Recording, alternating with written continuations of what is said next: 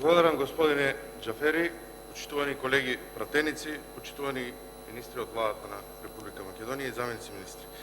Продолжуваме со праксата која што ја воведовте и која изгледа веќе остана да функционира во собранието. Значи, денес од 25 точки на дневен ред, 8 закони се по скратена постапка, најмногу поднесени од пратеници.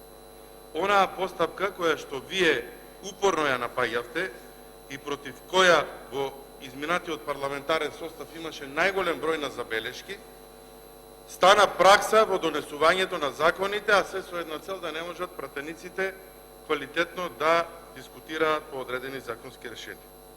Второ, 4 закони се со ЕУ знаменце. Дискредитација на ЕУ знаменцето продолжува. Може би денес, најмалку од се, затоа што навистина по одредени закони има усогласување со одредени ЕУ директиви и со европското законодавство, ама предлог законот за тутун, производи од тутун и сродни производи да се гледа само на Комисијата за европски прашања, без да се гледа на матичната Комисија за земјоделие, мислам дека не е во ред.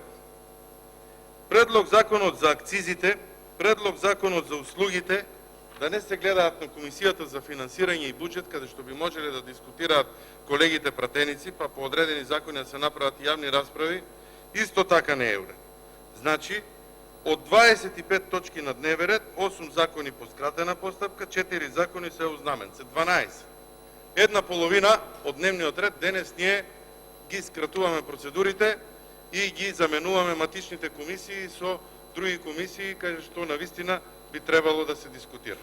И откако ќе ви реагираат целните групи и заинтересираните граѓани по нив, одма тука ние донесуваме закон, како што беше законот за зелените пазари, ќе го пролонгираме важењето на нив. Зошто да не дозволиме овие закони да си ја поминат процедурата, а не како што ми беше одговорено денес на Комисијата за европски прашања, бидејќи ние брзаме за влез во ЕУ НАТО, брзаме да ги донесеме законите.